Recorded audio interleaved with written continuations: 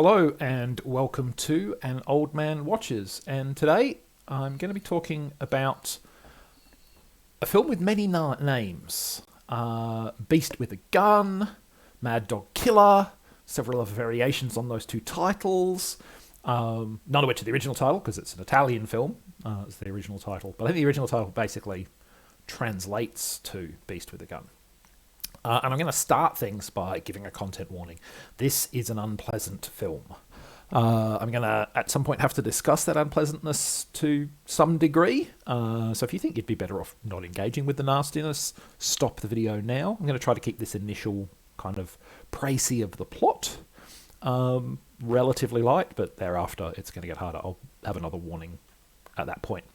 So this film begins when dangerous criminal Nanni Vitali escapes from prison with his accomplices. They steal a car, rob a petrol station, and beat the owners to death. Then they track down the man who got Vitali arrested, and they beat him to death as well. He was with his girlfriend Juliana at the time, so Vitali assaults and kidnaps her.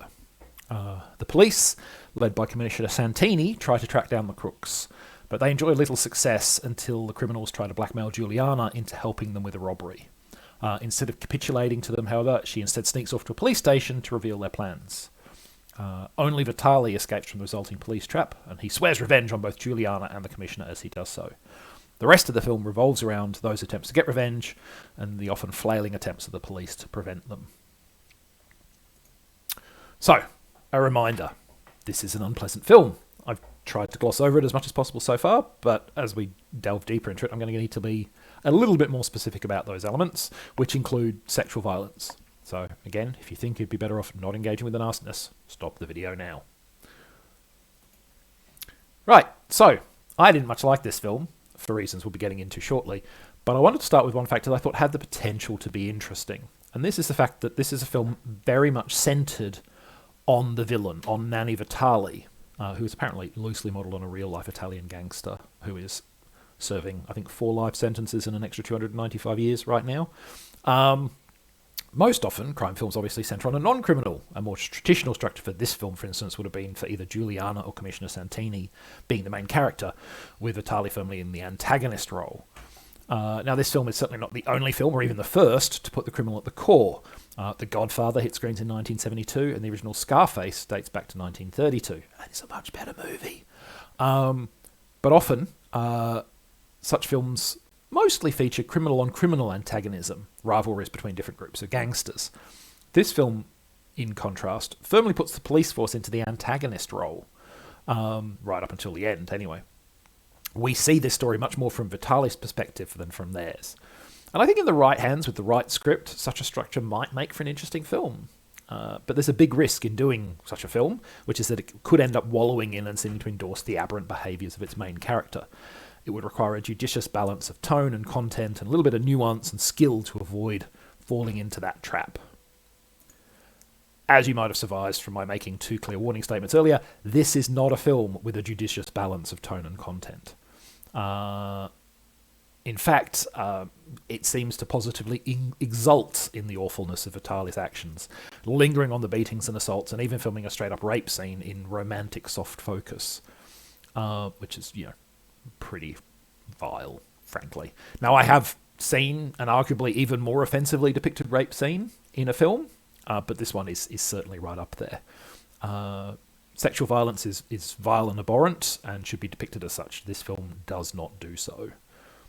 And that may well be an instant unsell for a lot of people, and frankly, I'm on board with that. More broadly, the movie also presents Vitali as the most dynamic and effective character on the screen. He is the one who's proactive, who comes up with schemes and attempts to execute them, while the police largely just stumble about in his wake.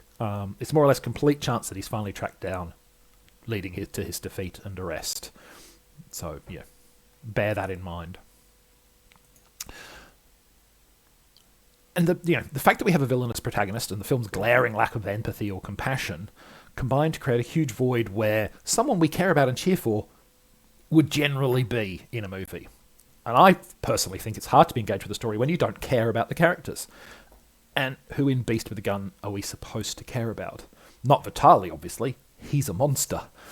Santini is chasing the monster. That might make him a candidate, but it's hard to cheer him on given how ham-fisted his investigation is. Why should I cheer somebody this inept? The only other contender is Juliana, and that might have actually worked. As I said, it would be a more typical construction to make maybe her as the central character, and it could have even worked here if she'd been more instrumental in Vitaly's final defeat. But her role in his fall is actually very passive. She's part of his motivation for staying, which arguably leads to his capture, but she's excluded from the actual finale of the film itself. And I'd argue that that signals that the filmmakers certainly didn't consider her all that important. If you matter, you should factor in the climax of the film, right? Like, that just makes sense. So ultimately, what we've got here is a film that lacks empathy and also fails to generate audience empathy for its characters, which ultimately makes, in my opinion anyway, for an ugly, unpleasant watching experience about people that it is hard to like or care about. And that means it's not a film I would recommend. So that is Beast with a Gun, or Mad Dog Killer, or just Mad Dog, or a number of other titles. Next time, 1940 drama They Drive by Night, the last film that Humphrey Bogart made before transitioning from supporting actor to leading man. But that's next time. Until then, thanks for watching this video, and I hope you enjoyed it. Certainly, I hope you enjoyed it more than I enjoyed the film that we discussed.